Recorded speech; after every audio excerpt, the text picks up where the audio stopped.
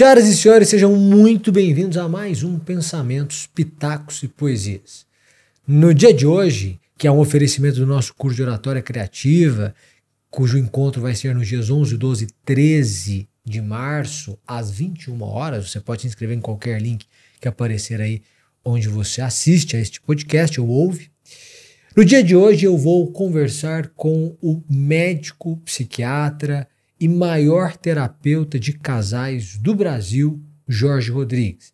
Ele faz um trabalho importante na internet de conscientização da maneira de as pessoas se relacionarem de forma saudável. Dr. Jorge Rodrigues, seja muito bem-vindo. Muito obrigado por ter aceitado o nosso convite. Eu que agradeço, meu caro. Obrigado. Prazer é gigante. Muito bom estar aqui. Muito obrigado. Jorge, seguinte. Diga. Trair ou não trair, eis a questão. Na verdade é o seguinte, não é nem trair ou não trair. Você lida diariamente com perguntas ligadas à traição. Como lidar? Aliás, antes de como lidar, por que uma traição ocorre? Boa. Traição é a coisa que eu mais escuto, e esse é disparadamente o principal comentário que as pessoas colocam nas redes sociais, enfim, no consultório, é que traição é falta de caráter. E de fato está correto. A questão é o que é caráter. Essa é uma dessas palavras que a gente usa de uma forma muito banalizada. É falta de caráter, tá? E o que seria exatamente esse caráter? Ou seja, dá para substituir, dá para trocar, dá para acrescentar esse caráter, dá para ele ser melhorado?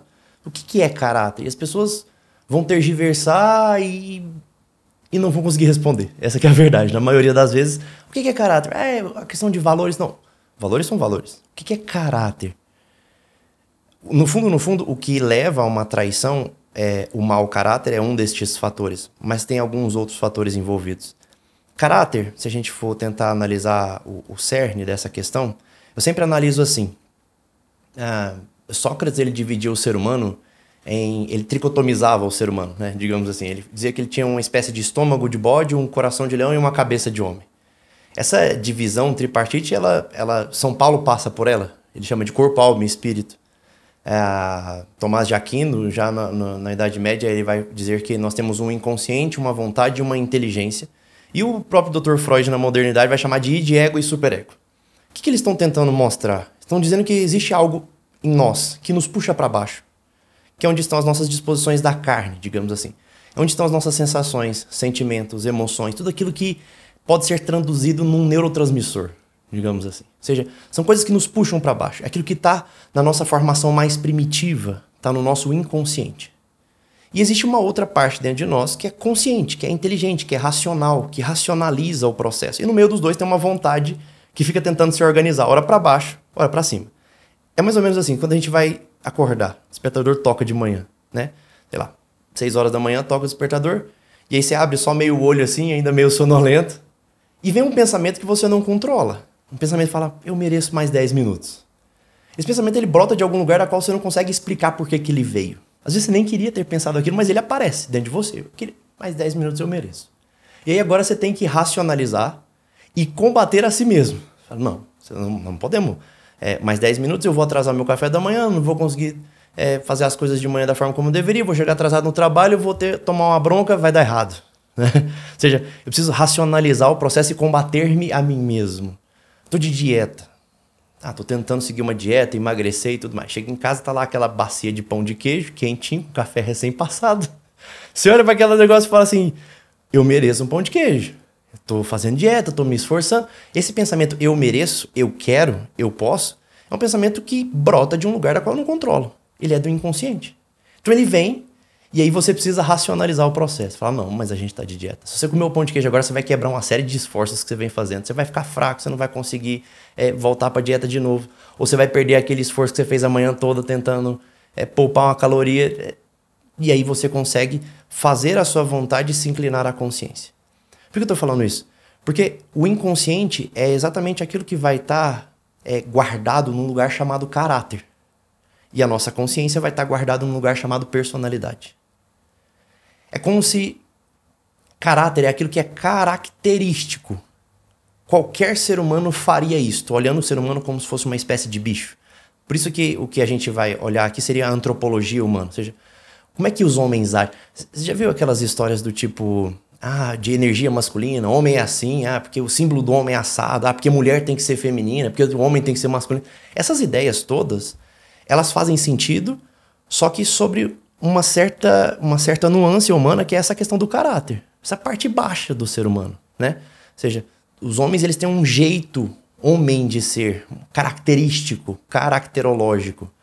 Isso não quer dizer que todo homem será daquela maneira. Porque há algo neste homem, em cada um de nós, que é personalizado, que é próprio, que é pessoal. Isso que é personalizado e pessoal vem da minha inteligência, está ancorado na minha inteligência. Aquilo que é meio caracterológico, meio uniforme, está no meu caráter. Bom, o que eu quero dizer com isso? Por que uma pessoa atrai?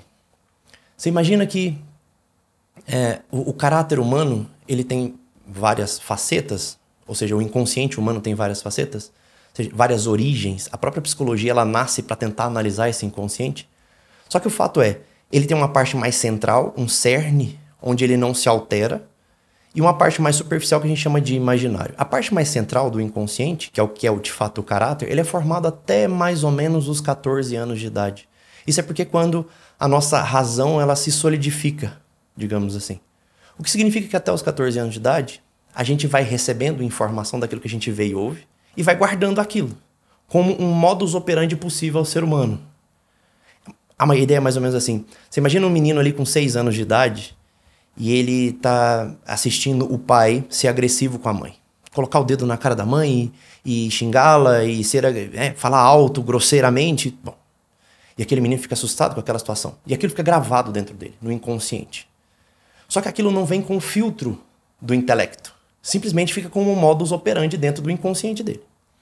Esse menino chega aos 14, 15 anos, entende que aquele movimento é errado, ele não pode fazer aquilo, e ao conhecer uma namoradinha aos 19, 20, vai dizer para ela, meu pai era muito agressivo com a minha mãe e eu nunca vou ser como meu pai foi.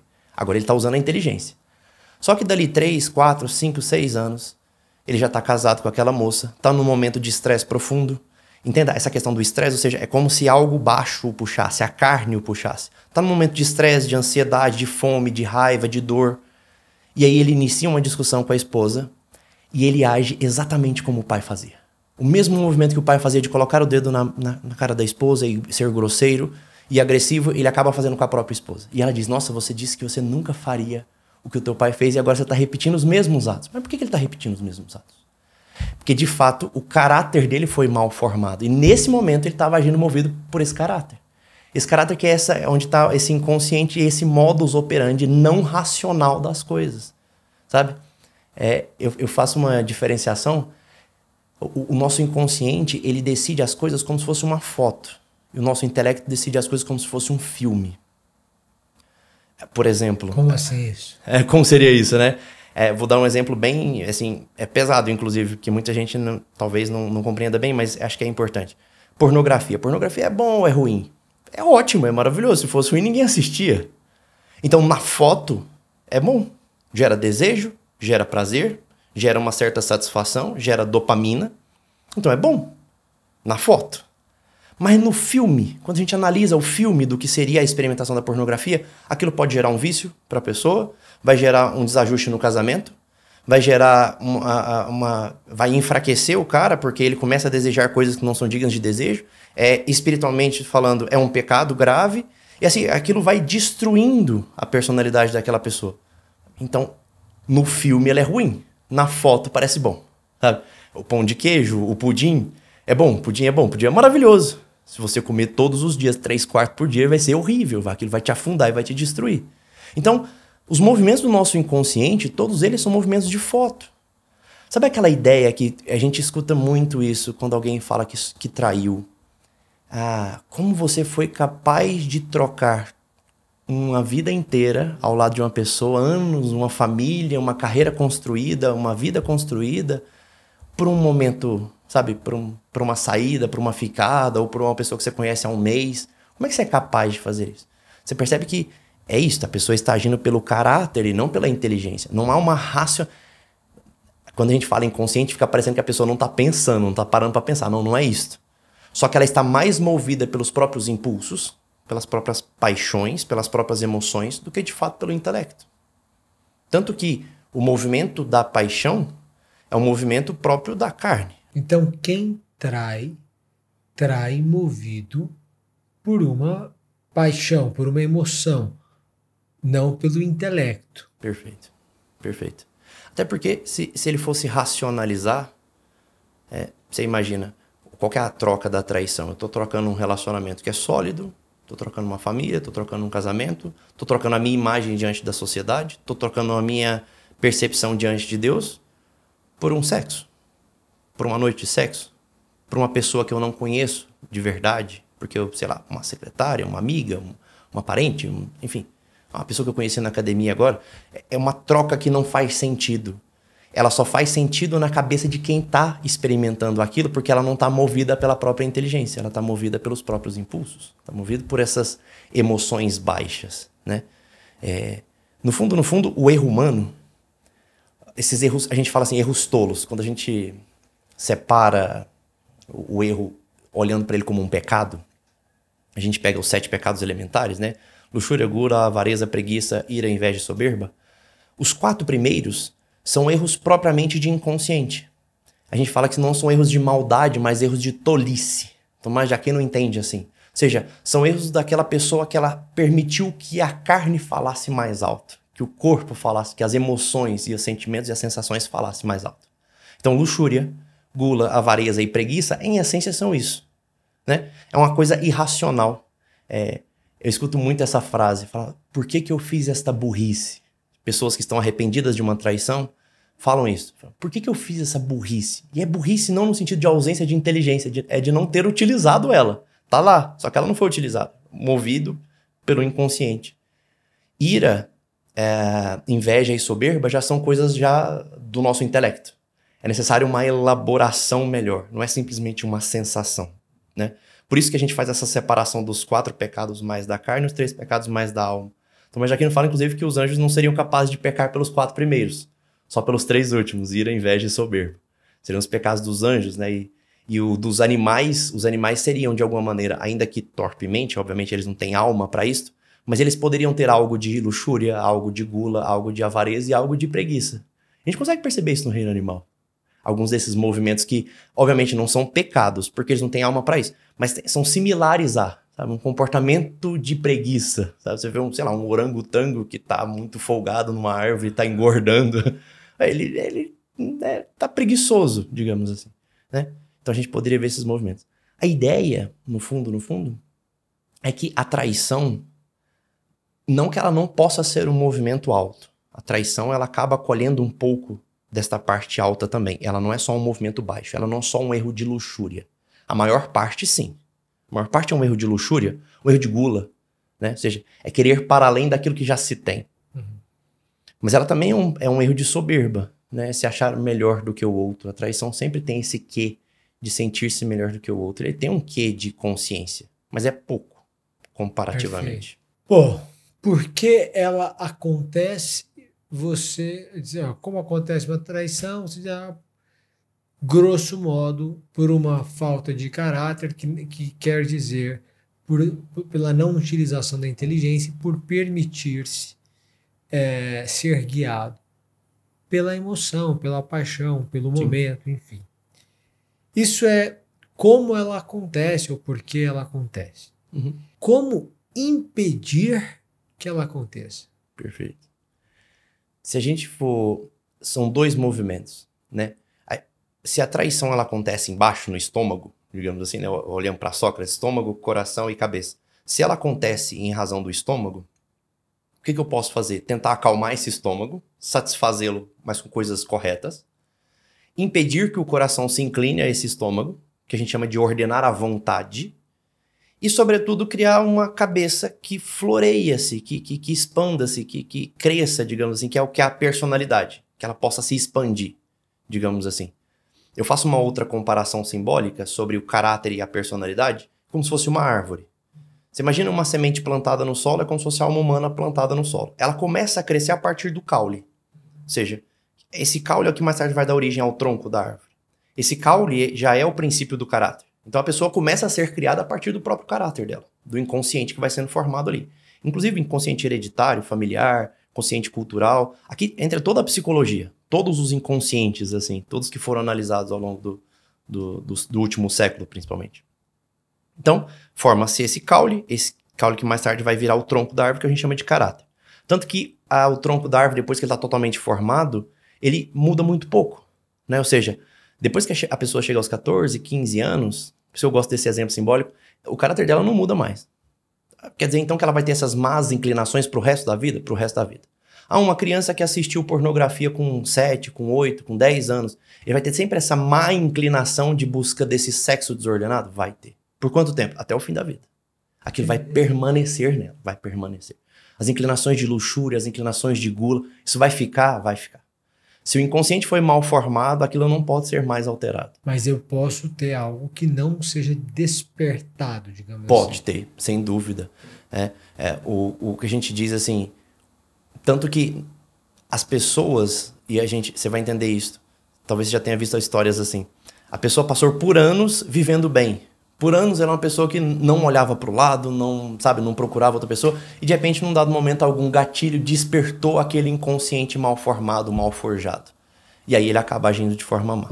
Ela não é obrigada, agora esse é o ponto mais importante, apesar do caráter mal formado, ninguém é obrigado a agir pelo caráter. Ou seja, dizer que a pessoa é mau caráter e foi isso que causou o erro, não é suficiente. Ela não traiu só por conta do mau caráter. Ela traiu por conta do mau caráter, ou seja, a criação dela foi ruim, mas 2 outros movimentos aconteceram, que ela não formou uma personalidade madura, que seria a copa da árvore, né? Ou seja, se eu chego numa árvore que não tem copa, o que me chama a atenção vai ser basicamente o tronco, né? Isso é uma pessoa imatura. Uma pessoa que tem imaturidade é uma pessoa que você olha, ela é basicamente caráter. E às vezes o caráter dela é até bom. Não sei se você já viu isso, mas tem pessoas que agem de forma boa, mas porque a criação foi muito boa. Mas quando ela é exigida de um movimento para ir para além dela, ela não consegue. Ela é boa meio que por natureza. Tem muita gente que é assim. É boa por caráter mesmo. O caráter é bom, a criação foi boa. Pai e mãe estavam ali presentes, deram uma criação bacana. Mas ainda não é meritório dela de fato. Não há uma superação de si mesmo. A superação vem com a criação da personalidade, com a copa da árvore. E sobretudo com os frutos que dão nessa copa, que é o que a gente chama de virtudes. Por isso que na Sagrada Escritura tem um texto interessante que fala assim que pelos frutos vos conhecereis. Ou seja, nós somos conhecidos pelas virtudes que brotam na personalidade. E não pelo nosso mau caráter. Pega uma personalidade na história, como Santo Agostinho, por exemplo. Agostinho de Hipona era, nas palavras dele mesmo, um dos piores homens de sua época. Ou seja, era uma pessoa absolutamente mau caráter, né? E ele consegue, ao longo da vida, superar esse caráter. O próprio São Paulo, nas Escrituras, fala assim, eu continuo fazendo mal que não quero e não faço bem que gostaria. O que ele está falando? Ele fala, de vez em quando o meu caráter grita mais alto que eu e eu acabo me inclinando a isso. Faço aquilo que eu não gostaria. Racionalmente eu não gostaria, mas continuo fazendo. Mas por que eu faço aquilo que eu não quero? Porque não é a minha inteligência funcionando, mas é o meu inconsciente. E aí, se eu tenho uma personalidade bem formada, ou seja, uma copa robusta dessa árvore, a chance de eu falhar é menor. Porque agora eu tenho para onde fugir. A minha vontade tem para onde ir. Ela não precisa se inclinar a um caráter, simplesmente. Essa é a primeira coisa. A segunda é ordenar essa vontade. Fazer com que ela suba e não desça. Fazer com que ela vá para a cabeça e não para o estômago. O Fédon, de Platão, quando ele escreve ele diz assim que o ser humano é como se a nossa alma fosse uma espécie de carruagem guiada por 2 cavalos. Um cavalo da direita, que nos inclina a fazer aquilo que é certo. Cumprir com o nosso dever. Aquilo que é árduo e difícil. Estudar, rezar, se exercitar. Tudo isso que é árduo, é irascível, é difícil, é complexo, né? E que dá um prêmio a longo prazo. Inicialmente não é prazeroso, mas que a longo prazo dá um prêmio. Que ele vai atribuir ao valor de felicidade. Ele fala que a felicidade seria o final do esforço. E do outro lado tem um cavalo da esquerda, que nos puxa a tudo aquilo que é prazeroso. Comida boa, bebida boa, sexo, cama macia, água quente, ar-condicionado, tudo que é gostoso e rápido e fácil. E isso dá um prêmio imediato, que seria o que a gente chama de prazer. Ele vai dizer que o ser humano está puxado por esses dois. Quem que ganha? O cavalo que busca a felicidade ou o cavalo que busca o prazer? O que é mais alimentado? E aí é o problema do nosso tempo. Porque a gente tem uma vida hoje, tem um amigo meu que fala muito isso, ele fala assim que o ser humano, o homem moderno, de classe média hoje, tem mais prazer do que um rei do século XV tinha. É tudo mais fácil. Hoje a gente tem anestesia, iFood, ar-condicionado, Uber para tudo quanto é lugar. Tudo é muito fácil. Tudo é muito prazeroso, tudo é muito rápido. Então significa que esse cavalo da esquerda está sempre muito alimentado. O que significa que quando a gente precisa agir movido pela nossa inteligência é muito mais difícil. A gente está acostumado a agir movido pelo nosso caráter. E se a nossa criação é ruim, significa que a gente vai ser essencialmente mau caráter. E muitos de nós nós somos mau caráter, e assim, eu sou muito sincero quanto a isso. A nossa geração, praticamente toda ela é de mau caráter. Porque a nossa criação foi muito ruim, assim. A maior parte de nós foi criada na frente da televisão. Nossos pais foram enganados e acreditaram que a televisão ia dar uma boa formação pra gente. E não deu. O fato é, os valores foram pervertidos, os símbolos foram invertidos, nos entregaram um monte de conhecimentos que não faziam muito sentido na época. E a gente cresce com essas coisas, do tipo... minha mãe brinca muito com isso, ela fala assim... Na época que eu assistia novela, o mocinho da novela era o cara que tinha 3 esposas. E ele era o mocinho, e ele tinha 3 mulheres. E você cresce com aquilo, assistindo aquilo e achando que tá tudo certo. Tudo normal. O mocinho, ou seja, o símbolo pervertido, o mocinho, aquele que é bom e admirado, ele na verdade ele é mau em essência, mas ele tá transvestido de cordeiro, digamos assim. Aquilo fica no meu inconsciente. Significa que quando eu envelhecer e eu precisar ser movido por esse inconsciente, aquela imagem vai estar lá. E eu vou entender aquela imagem como um modus operandi possível. Ter mais de uma mulher pode ser justo. De forma racional? Não. Mas nem sempre a gente está sendo racional. O cavalo da esquerda está ganhando. Bom, perfeito. Mas vamos pensar o seguinte. Conselhos práticos, porque o fundamento me parece impecável. E agora, né? É isso mesmo. Você age pela emoção. Você tem que alimentar o cavalo da direita. Sim. Então fazer com que esse seu impulso ele suba e não desça, etc. Mas conselhos práticos, né? A pessoa que está numa situação,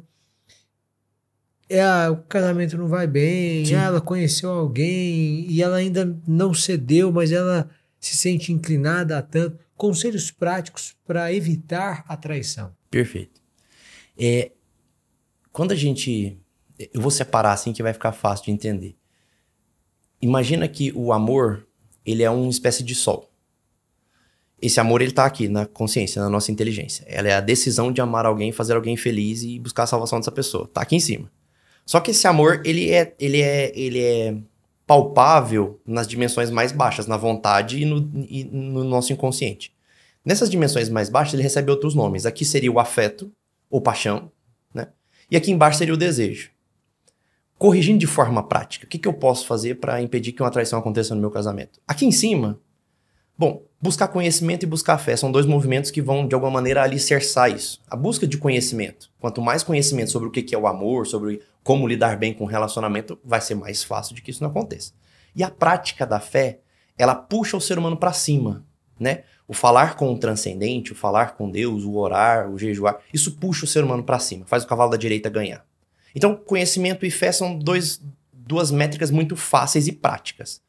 Mas falando aqui embaixo, que é onde mais importa, digamos assim, onde dá pra gente mexer bastante. Quando eu desço da cabeça pro coração, agora na vontade, aqui na vontade tá aquele amor, sensação, sentimento.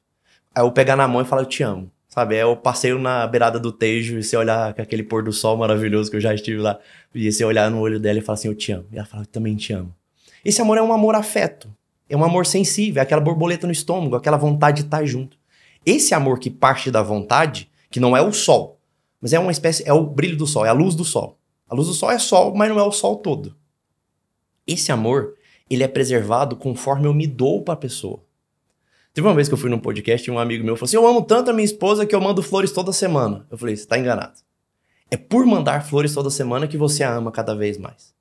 Porque se ele tá articulado com a vontade, não é eu sentir para fazer. É quanto mais eu faço, mais eu sinto. Então, começa do racional. Exatamente. Eu preciso começar do racional. É claro que no namoro é muito fácil. No namoro você vai fazer de forma irracional porque você quer estar junto com a pessoa, que você tá partindo do desejo pra vontade. Aí é mais fácil. Só que num casamento de 10 anos, de 15 anos, você vai ter que partir da vontade pro desejo. Você vai ter que vir de cima para baixo. Então você vai ter que vir do racional. Eu entendo que eu quero preservar o meu casamento. Entendendo isso, então eu vou ter que agir. Agir como? Servindo o outro. O servir é um ato de se doar. É não esperar em troca. Eu vou mandar um iFood. Eu vou chamar pra jantar. Eu vou perguntar como é que tá. Eu vou mandar uma mensagem. Eu vou, sei lá, tá doente, eu vou cuidar. Eu vou fazer uma massagem no pé. Eu vou me vestir melhor pro outro. Eu vou fazer uma coisa que agrada ao outro. Sem tentar esperar em troca. Né? Um movimento de doação, de entrega mesmo. Isso vai fazer com que a pessoa se apaixone. Eu vejo isso demais, assim, com a própria traição. Cara, ele começa a desenvolver um desejo por outra pessoa, né? Sei lá, uma secretária, ou a mulher também, por um amigo, por um colega, né? A traição feminina, masculina, é igual. E aí, nesse movimento, a pessoa começa a se doar pela outra, manda mensagem, pergunta, dá bom dia, dá boa noite, pergunta como é que tá, se oferece pra cuidar, chama pra sair, chama pra jantar, chama pra fazer qualquer coisa. É isso que gera o movimento do amor. É isso que vai abastecendo a pessoa. Então, é o contrário do que a gente imagina. Não é amando que eu sirvo, é servindo que eu aprendo a amar. Esse amor afeto, né? Esse amor que é mais palpável, essa borboleta no estômago. Essa ideia de amor à primeira vista, isso é bobagem. O que eu tenho à primeira vista é desejo. Desejo eu tenho à primeira vista mesmo, isso é fato. Desejo é você bate o olho, porque o desejo, ele tá associado ao inconsciente, ele tá associado às nossas percepções visuais desse mundo. Porque o inconsciente, ele articula tudo aquilo que é os sentidos, tato, olfato, paladar, visão, audição. Ou seja, todos os sentidos, tudo aquilo que entra dentro de mim, tudo que é sentido, ele entra e vai direto pro inconsciente. Nada chega na nossa inteligência sem primeiro passar pelo inconsciente. Tem que passar por lá primeiro. E ele chega lá através dos sentidos. Então o inconsciente está articulado com os sentidos. Pronto. É por isso que é onde está o desejo. E aqui é onde está o maior problema dos relacionamentos. Porque ainda tem amor, às vezes tem um amor, entendimento, decisão. Eu quero amar minha esposa, eu quero amar meu marido. Tem um entendimento. E aí para de se doar, porque tá na rotina, né? Tá no dia a dia ali, 10 anos de casado, 15 anos de casado. Você para de se entregar, para de ter esse movimento de doação. Como ele já não é natural mais, e você não se força a isso, a continuar se doando, a continuar entregando alguma coisa, esse sentimento vai morrendo. Ele vai afunilando cada vez mais. E aí acaba sobrando o peso todo pro desejo. E aí o desejo é um problema. Porque o que rege o desejo? Se ele é fruto do meu inconsciente, ele vai ser regido principalmente por aquilo que está no inconsciente, então. E o que está no nosso inconsciente são símbolos, né? Nós não temos memórias fluidas no nosso inconsciente, apesar da gente achar que sim. Eu sempre pergunto assim para as pessoas, você lembra do dia do seu casamento? Todo mundo fala, lembro. Não lembro. Você lembra dos personagens principais, né? Dos personagens principais. Você lembra mais ou menos do lugar, e você imagina o enredo. Mas fato é, lembrar da forma exata como foi, ninguém lembra. Nenhum de nós é capaz disso. Toda memória que ela sai da memória recente e vira memória profunda, ela é ancorada em formato de símbolos. É assim, ó. Se eu pedir para todo mundo aqui agora pensar numa mulher abstrata, todo mundo tá assistindo, pensa numa mulher, não é uma mulher específica, uma mulher abstrata, qualquer uma mulher, né? A maior parte de nós, o 90 e poucos %, vai pensar em alguém com cabelos longos. Não vai pensar em alguém careca ou com cabelo curtinho. Por quê? Porque o cabelo longo é um símbolo próprio da mulher do nosso tempo. Nenhum de nós aqui vai pensar numa mulher que não tenha seios. Por quê? Porque é um símbolo feminino. Vai pensar em quadris. Por quê? Porque é um símbolo feminino. Se eu falar, pensa num homem, qualquer um, abstrato, dificilmente a gente vai pensar num homem franzino. Se você tem que pensar num homem, você vai pensar já num cara com um pouco mais de corpo, né? Um cara que se exercita, não precisa ser um cara muito musculoso, mas qualquer um vai pensar num cara que já tenha uma consistência corporal. Não vai pensar aquele cara bem magrelo, raquítico. Ninguém vai pensar num homem assim, originalmente. Por quê? Por conta do símbolo. É um símbolo masculino que está no nosso imaginário de todos nós. Está no nosso inconsciente. Todos nós vamos ter essa imagem abstrata. Bom, por que eu estou falando isso? Porque o desejo ele é regido pelos símbolos. E quando eu altero esses símbolos, quando eu perverto esses símbolos, o desejo começa a morrer. E aqui entra um tema muito polêmico. Que é o seguinte. Bom, eu vou levantar essa polêmica, mas eu acho que ela é boa. Lembra, eu não estou falando eu estou falando daquilo que é caracterológico. Então eu não estou falando que isso tem que ser assim. Estou falando que é assim. Não deveria ser, se a gente pensar no nosso intelecto, na nossa personalidade. Mas isso é assim. Homem e mulher não estão em pé de igualdade. Não podem estar do ponto de vista antropológico, não.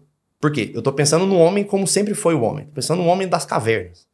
O homem tem que estar ligeiramente acima dela, do ponto de vista de capacidade de entrega. Por quê? Porque senão ele não consegue proteger essa mulher. Ele não consegue prover ela. Ele não consegue cuidar dela. E a mulher precisa que o homem esteja aqui. Mulher nenhuma quer olhar para baixo e procurar o homem dela lá embaixo. Ela não quer sequer olhar. No mesmo nível, ela quer olhar pra cima e poder admirá-lo. De novo, isso não tá no nível de consciência, não é personalidade, é do nível inconsciente, é antropológico, é o homem enquanto bicho. Nessa disposição é a disposição natural, em que a mulher é capaz de admirar aquele homem que provê, que luta, que passa segurança, né? Que vai pra guerra e luta e traz o provento pra casa. E o homem é capaz de ver aquela mulher da qual ele é capaz de cuidar dela, né? De provê-la, né? De dar segurança pra ela. Esse dicótomo funciona a nível antropológico. Só que o ser humano não é só antropologia. E aí, no nosso tempo, nós vivemos a geração pós-guerra.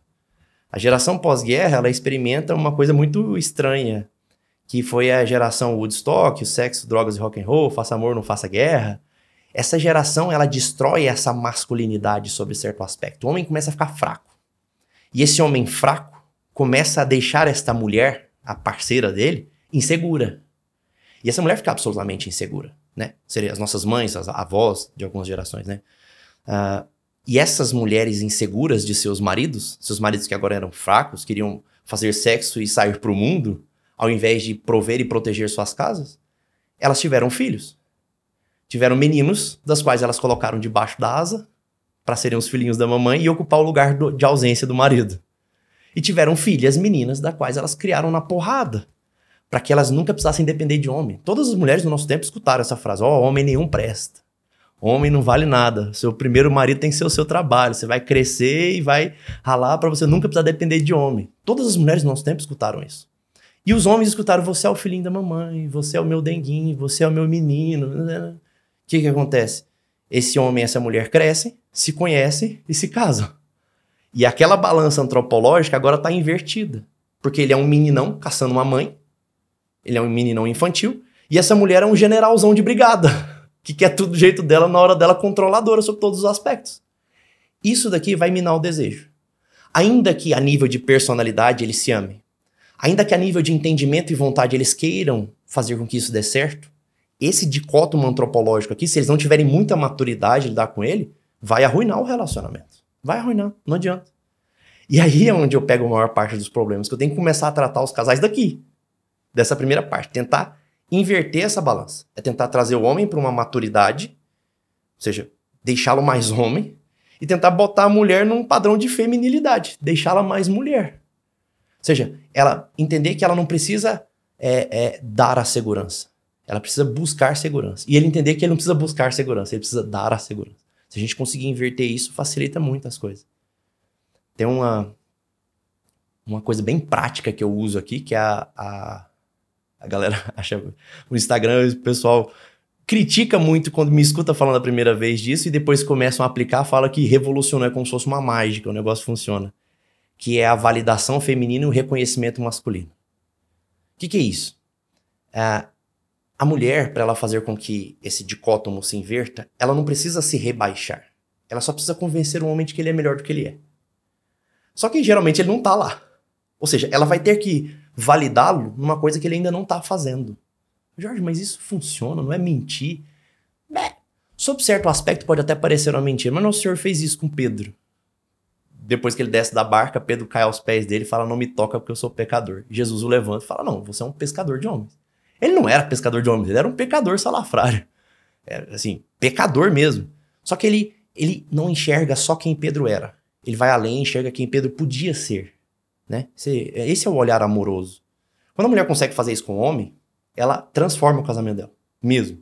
Se ela consegue trocar a crítica e a cobrança pelo elogio e a validação, se ela mostra que ela acredita nele, se ela mostra que ela consegue ver que ele pode chegar lá, a chance desse relacionamento estabilizar a nível de estômago é muito grande. Eu atendi muitas amantes e garotas de programa ao longo dessa vida. Muitas no consultório. Mulheres que queriam sair dessa vida e tudo mais. E eu sempre perguntei, né? No final da consulta, às vezes eu dava uma de intrometido e falava: deixa eu te fazer uma pergunta agora.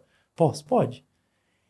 Me conta, o que tu faz para tirar um cara de dentro de casa? Uma vida estruturada, uma carreira sólida. Às vezes o cara é pastor, às vezes um cara tem boa influência, sabe? Na sociedade, 2, 3, 4 filhos. O que você faz? O que você oferece para um homem desse sair de casa? É alguma coisa no sexo? É alguma coisa diferente, sabe? Que entrega é essa? E a resposta era sempre a mesma. É só você fazer ele acreditar que ele é mais homem do que ele realmente é. É só validar. É só elogiar. É só mostrar pra ele que você acredita e confia nele. Que ele pode ser melhor. Pronto. Isso motiva ele a continuar se entregando. Tem um filósofo espanhol, Julián Marías, ele era discípulo do Ortega.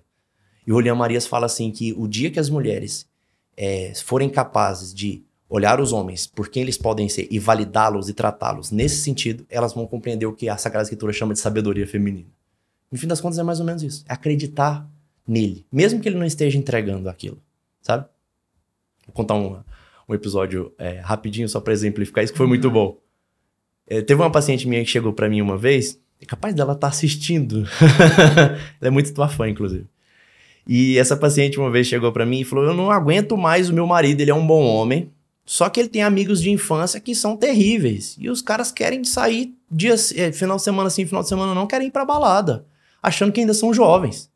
E o marido dela já tinha uns 38 anos de idade. Ela falou, meu marido não é jovem mais, ele quer sair sozinho pra balada. Eu não sei mais o que eu faço, eu já tentei de tudo. Eu falei, deixa eu ver se você tentou de tudo. Você reclamou dele, falou que você não aguentava mais isso, e que se ele não fizesse isso, você ia separar dele, não foi? Você falou, foi exatamente o que eu fiz. Eu falei, mas lógico que não vai funcionar. Você tá lidando com um homem que ainda é imaturo. Não adianta você apelar pra consciência, você vai ter que apelar pra parte do estômago. Você vai ter que tentar reordenar o símbolo. Eu falei, como é que eu faço isso? Eu falei, você vai chegar nele e vai falar assim, amor, a próxima vez que ele chegar pra você e falar, eu queria sair com os amigos e tudo mais, ele já vem com o rabinho entre as pernas que sabe que ela vai brigar. Eu tava querendo sair com os meninos, você vai falar, claro, você tem que ir sim. Por quê? Agora, achei estranho, né? Você sempre briga que eu saia. Não, mas deixa eu te falar uma coisa. Eu acho que você tem que sair com seus amigos porque eles são muito infantis e imaturos. E você é o único homem do grupo. Você é o único homem de verdade do grupo que pode passar algum valor, pode passar alguma seriedade pra eles. Só assim você vai conseguir ajudá-los. Então eu acho que você tem que sair com eles sim. Eles precisam de alguém que possa fazer com que eles amadureçam. E você é esse homem. Ele era o pior da turma, só que ela fez ele acreditar que ele era assim. Resultado. Pouco tempo depois, ele foi expulso do grupo, porque ele virou o tiozão do grupo. Ele queria dar lição de moral em todo mundo. Ele queria mostrar pros caras que eles estavam errados, que não podia fazer aquilo. Ele ficou chato. Falei, não, você tá chato, não vamos chamar ele mais pra isso aqui, não. Começaram a excluir ele. Ou seja, ela fez ele acreditar que ele era um melhor homem do que ele de fato estava sendo.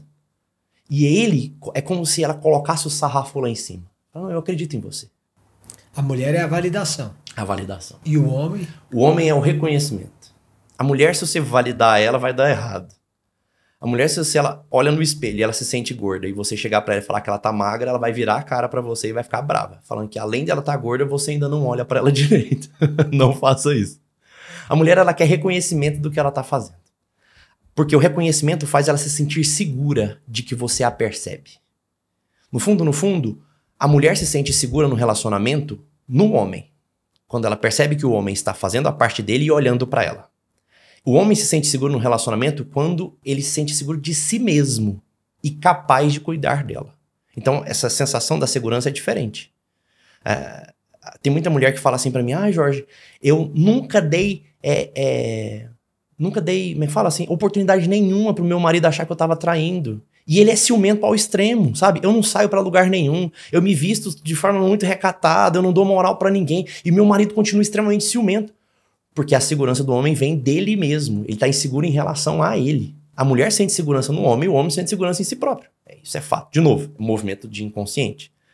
Não deveria ser assim? Bom, aí a gente pode debater 1 zilhão de vezes. Mas que é fato.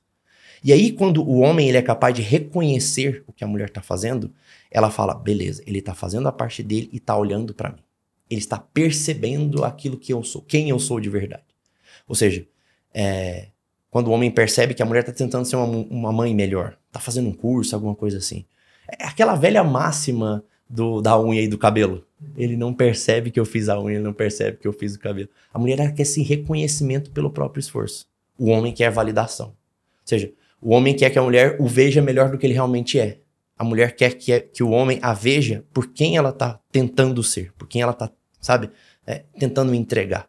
Isso dá solidez pro casamento, acalma os dois. Acalma muito, assim. Eu cansei de escutar testemunhos assim, Jorge, a gente só começou com isso. Meu marido começou a reparar mais em mim e reconhecer. Isso, inclusive, desperta desejo. Isso é importante dizer. Se o desejo é fruto do inconsciente, isso aumenta o desejo. Quanto mais um homem reconhece a sua mulher, mais ele a deseja. E vice-versa. Quanto mais uma mulher valida o marido, mais apaixonada ela fica. É impressionante esse movimento. Só isso já seria suficiente para melhorar, assim, 90% dos problemas no casamento. 90%. Se a gente acrescentar mais 2, 3 coisas aqui, a gente resolve o restante. Mas isso aqui já é meio caminho andado. Bom, passamos por tudo que pode ser ligado à traição. Vamos para uma última pergunta. Diga. A gente viu a pessoa, por que as pessoas traem, como evitar a traição, como ter esse relacionamento tão bem sucedido. Mas a última pergunta é como superar a traição. A pessoa já foi traída, descobriu. O que fazer a partir daí? Tão somente se divorcie? Não. Perdoe, continue. Depende do que o outro quer, não quer, da mudança. Como superar uma traição? Boa. Esse é o ápice da polêmica. A gente vive numa sociedade muito utilitarista, né? A ideia de que é uma coisa que não funciona mais ou que estragou e precisa ser trocada é muito simples. Só que o casamento não funciona assim. Não funciona porque ele é regido por um princípio muito maior, que é a própria família, né? Você não simplesmente desfaz uma família e recomeça outra. Não é um negócio que você joga fora. Não é um namoro que você termina e começa outro. Os laços que foram criados e feitos ali nunca mais vão ser desfeitos. Daí a ideia de restauração. Tem um princípio japonês que chama Kitsugiri, ou alguma coisa do tipo, eu nunca sei pronunciar esse negócio direito, mas é uma arte japonesa da porcelana. Quando uma porcelana trinca, né? Sei lá, você tá usando lá uma xícara de porcelana e você trinca ela. A porcelana você não consegue refazê-la. Não tem jeito de você colocar uma massa, lixar por cima e pronto. Não tem jeito. Depois que ela tá concluída, se ela trincou, acabou. O que os japoneses fazem? Eles jogam ela e terminam de quebrar. Ou seja, desfaz o resto que estava ali. E colam de novo todos os pedaços, um por um, com ouro. Eles derretem o ouro e vão colando um pedaço por um. E formam uma nova xícara, muito mais bonita do que a primeira e infinitamente mais valiosa do que a primeira. A ideia da restauração é isto. Ou seja, perdoar uma traição não serve de quase nada. Eu falo de quase nada porque ela é uma etapa numa sequência de etapas. Só perdoar significa que você tratou o sintoma, mas não a doença. Você deu dipirona por uma pneumonia. Vai cortar a febre. A pessoa vai se sentir um pouco mais disposta, mas a pneumonia está lá. Não resolveu. A doença central da traição chama-se egoísmo. Eu falei da questão do mau caráter e da imaturidade, né? A falta de personalidade e do mau caráter. Mas no fim, a principal entidade da traição é o egoísmo. É o agir pensando em mim mesmo somente. É o excesso da minha vontade, o excesso do meu ego. Se eu não trato o egoísmo, se eu não entro num processo de restauração, de tratamento do egoísmo, que é a verdadeira doença, não vai adiantar de nada. Eu vou perdoar, daqui a pouco vai trair de novo, vai acontecer de novo.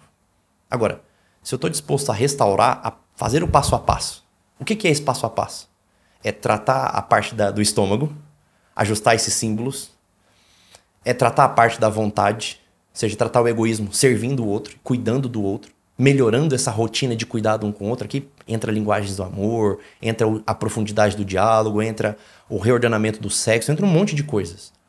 E a construção de uma nova personalidade, ou seja, os dois buscarem conhecimento, os dois buscarem a fé, os dois buscarem essa restauração como um todo, até que cheguem num momento em que aquele que foi traído é capaz de perdoar de fato o outro. E esse perdão, ele solidifica isso, ou seja, ele solidifica a decisão do outro de continuar, de lutar e de se restaurar. Se eu só perdoo, é um ato da boca para fora. Vai parecer que resolveu, mas não adiantou nada. Foi de pirona para pneumonia. Ou seja, tem que fazer o tratamento completo. Tem que tomar antibiótico, tem que ficar internado, tem que fazer suporte de oxigênio, tem que fazer todo o resto. É um processo lento de restauração. Por isso que eu falo que a restauração, quando ela é feita de verdade, com seriedade, com método, ela pode proporcionar um casamento muito melhor do que ele era antes da traição. Sendo bem honesto, assim. Não tô falando que é pra trair para o casamento melhorar. Óbvio que não. Não é isso que eu tô dizendo. Mas que quando você entra sinceramente no processo de restauração, o casamento ele se torna muito mais sincero e honesto. Porque você consegue enxergar o outro mais completamente. Os processos eles vão ser feitos da forma como deveria ter sido lá no começo. Mas hoje em dia a gente casa sem ter muito critério, sem ter muito traquejo, sem ter conhecimento, sem ter busca da fé, sem ter nada disso. Todas essas lições que eu falei deveriam ser feitas antes de casar, no noivado. Fazer essa construção no noivado vai fazer com que o casamento já seja um casamento blindado logo de cara. Mas se a gente não tem, e dificilmente eu conheço pouquíssimos casais que têm isso hoje em dia, você vai ter que lutar com isso mais tarde, né? Eu digo, a restauração, a gente não deveria esperar uma traição para fazer. A restauração é assim, estão discutindo demais, não tá alinhado, o casamento tá ruim, não tem mais beijo na boca, o sexo é meia boca, assim, é monótono, precisa de restauração. Seu casamento não tá bem, tá doente, ele já tá dando sinais de doença. Não vamos esperar uma traição para que você haja. Mas é isto, assim, há uma negligência. Mas a restauração passa por... Vou falar os passos. O primeiro passo da restauração é o reordenamento de símbolos. É o homem assumir-se homem e a mulher assumir-se mulher. Primeiro passo. Primeiro passo. A restauração de símbolos vai fazer com que abra a porta para o segundo passo, que é o que eu falei, que é validação e reconhecimento. Ok. Já ajusta isso daqui. Validação e reconhecimento dá segurança para uma coisa chamada diálogo. Agora eu consigo me abrir no diálogo, porque eu estou me sentindo seguro no relacionamento. O diálogo sem segurança ele não existe. Não existe. Então, ele abre portas para o diálogo. O diálogo faz com que eu conheça o outro. O diálogo verdadeiro faz com que eu conheça. Quanto mais eu conheço, mais eu amo. O diálogo ele abre portas para uma coisa chamada intimidade. Intimidade é conhecer profundamente o outro. A intimidade proporciona o sexo de verdade. Não aquele sexo feito de qualquer jeito, animal, uma coisa assim, antropológica. Não, é um sexo olho no olho, de entrega, de vontade de se unir profundamente o outro. Isso é sexo de verdade, né? Que só vem com a intimidade, que só vem com o diálogo. Perfeito. Né? Esse sexo faz com que eu tenha agora esse glacê do relacionamento, essa coisa boa do relacionamento, para que eu possa ter uma rotina. Porque a rotina é um negócio chato, maçante. Ela precisa de uma espécie de glacê para que ela faça sentido.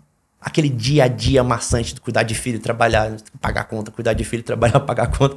Ele precisa dessa substância do diálogo, do sexo, da intimidade, dessa coisa prévia, né? Então eu consigo chegar à necessidade de uma boa rotina. A rotina, ela vai criar o que a gente chama de tradição. Porque agora essa rotina eu vou criar hábitos que são só nossos. Coisas que são só minha e da minha esposa. Coisas que ninguém, assim, toca, isso aqui é nosso, isso aqui é muito nosso. É o, de fato, ser uma só carne, sabe? Essa tradição é aquilo que eu vou ser capaz de passar para os meus filhos e perpetuar essa família.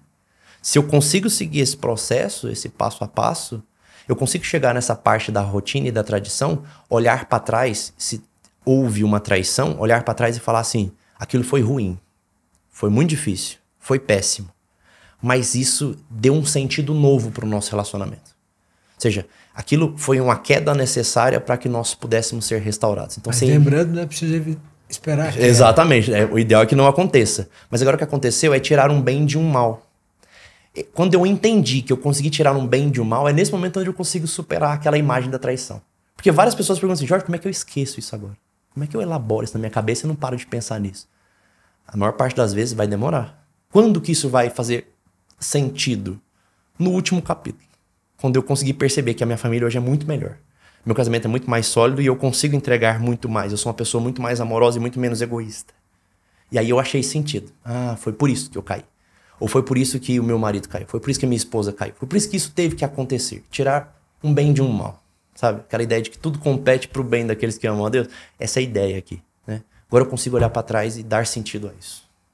Perfeito. Muitíssimo obrigado. Jorge, eu vou pedir para você falar suas redes, como é que as pessoas te seguem, onde elas te encontram. Fique à vontade. Pronto. No YouTube e no Instagram. No YouTube, Dr. Jorge Rodrigues, né? O canal é isso mesmo. Acho que é youtube.com/Dr. Jorge Rodrigues, é isso. E no Instagram, @drjorge.rodrigues, né? Você vai me achar lá facilmente fazendo 1 milhão de stories por dia, que eu gosto de fazer esse negócio. Que bom, excelente. Bom, Jorge, muitíssimo obrigado. Eu acho que foi bastante enriquecedor, muita reflexão, muita informação importante, de aplicação prática, muito entendimento, muito conhecimento. Muito obrigado mesmo. Eu que agradeço. Eu agradeço a você que compareceu, que assistiu, que nos conferiu tamanha atenção neste podcast. Não se esqueça, nosso curso de oratória criativa está chegando. Eu espero você no Encontro dos Oradores, que vai ser gratuito, dias 11, 12 e 13 de março, às 9 da noite. E você que não me segue, me siga, @SummerAge no Instagram. No YouTube a gente tem um canal do podcast, que é Pensamentos, Pitacos e Poesias, mas é o meu canal também, SummerAge. Muito obrigado, um grande abraço e até o nosso próximo episódio. Tchau, tchau.